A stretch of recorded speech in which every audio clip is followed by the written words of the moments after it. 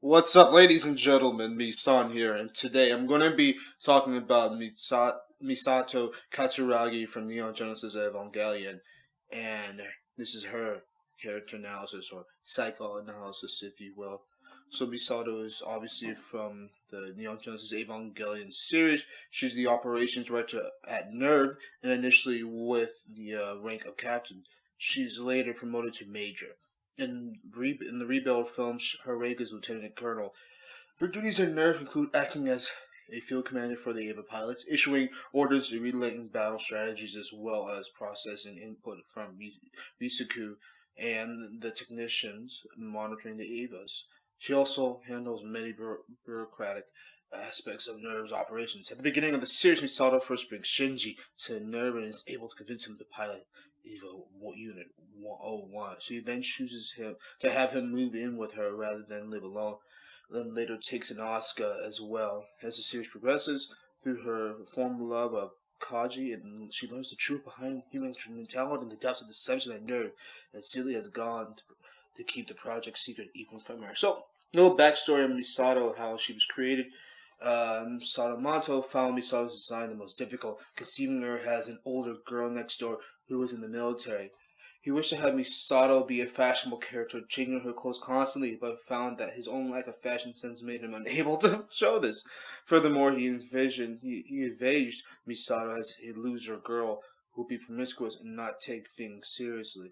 So Hideki Anno described Misato as a woman 29 who lives life so lightly as to barely allow the possibility of human touch. She protects herself by keeping relationships on the surface and by running away. He described her as an adult Usagi to Tsukino, who is the star of Sailor Moon. Interesting. With whom she shares the same voice actress as well as hair design. The disparity between her professionalism on the job and her solidness at home, as well as her issues in her relationships with her father and Kaji, and the ambiguous nature of her relationship with Shinji, ties into her psychological issues. Delving her psychological issues resembles Shinji, so the two gradually begin to retain sympathy for each other as the story develops in spite of their clumsy relationship. Oh, grateful. So, let's go into Misato's backstory before the show starts is that she's 14 when her dad, who she hated all the while because he was in the government and he had just kind of ignored her and her mom, essentially died so she could live. And that caused her this split issue where she, on the other hand, one hand hated him all her life, and now this guy that she hated all her life just died for her and her mom. And because of this made her become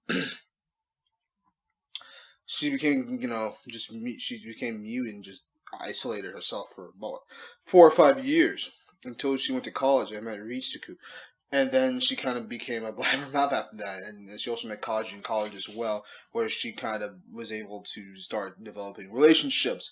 But what's interesting with these two things is that with Ritsuku, or just talking in general, she was trying to just really make up for lost time. And with Kaji taught her how to express emotions, but through sex. So this is a big point of the show. Misato, and I understand this as well. Essentially, I feel like she feels love only really through sex, and that's really the only way she's able to express emotions are through sexual acts of some kind, where she can't really just talk to someone, be there with them, and hold space.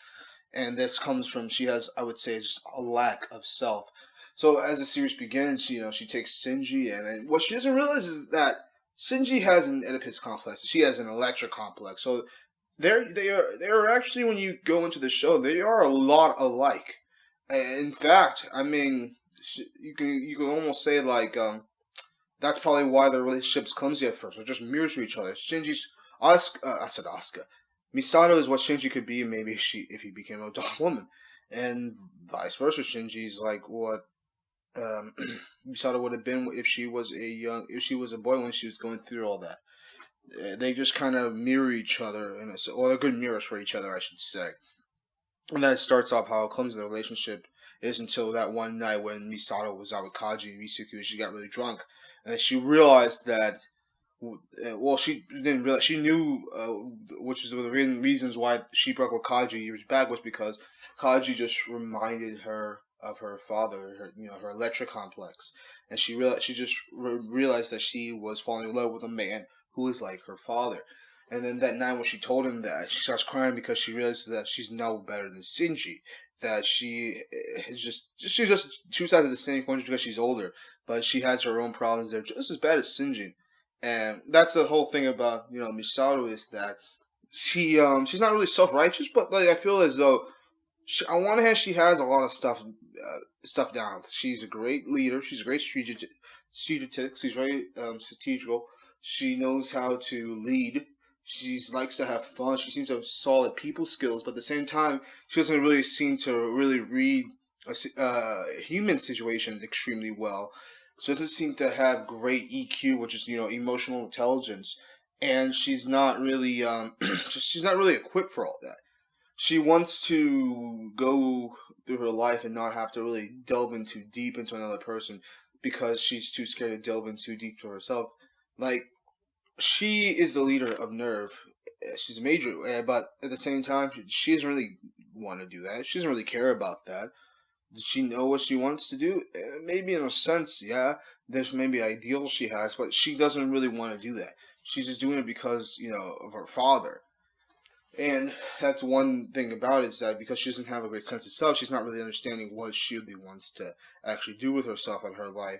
And she just kind of chooses a direction that makes sense to her and will hopefully get her to her ultimate goal. She actually has a lot of ulterior motives, maybe more so than the main cast of Avon. Everyone has ulterior motives in this show, but hers are. She just kind of has this nice social mask too. She presents this false self out really, really well. Has like at the beginning of the series, you see someone who's like sexual, fun loving, cool, carefree, but then you really see, it's just an adult who's a little disgruntled, pissed off, agitated, smart, talented, but just feels a great deal of lack and misunderstanding. And then you really get to go see that through Misato's actions throughout the series. I think it's kind of fucked up how Anga wanted her to be an adult Sailor Moon because they're saying that Sailor Moon's fate. Not Misato's a bad person or anything like that, but it could have been. She could have a better fate than that, right? She could have a better fate than that. That's one of the things I think is interesting about Misato. I think if you watch an adult, and I did this the second time I watched it, watch the series through her eyes, as in just being in her shoes, and you can really look at how she treats everyone, especially Shinji, and really understand her. You really see where she's coming from with how hard she was on him at the beginning of the series, not really understanding who he was, and wondering why he acts the way he acts, to having more sympathy towards him and compassion towards him, and how she just treats people in general, and how she sees her roles in the situation. I believe that the end of Evangelion really goes into this, where she realizes that she should have been more of a mother to Shinji, that she really didn't embrace that, because to Shinji she's two things. She represents kind of like the first female to give her affection and the sexual woman, but at the same time she's older. She's 15 years older than him, so he's not, just technically speaking, she's not like a realistic sexual option. But at the same time, when he has those visions in the show and he sees Asuka and Rei, he also sees Misato, which indicates that part of him does see her a little bit as a sexual option. So that he kind of has this this kindergarten teacher vibe with her, where he just really enjoys being around her, and she represents a couple of things: someone who's kind of motherly towards him, but at the same time, as well, she did offer him sex in episode 23 after Rei dies, as that's the only way she knows how to express affection, and that was the only way she knew how to try to make him feel better. As that's a perfect example of the relationship, just the weird, complex nature of that. I might just have to do an episode on that. So thank you everyone for listening to this. If you like this, like, comment, subscribe. If not, whatever. Read the web novel.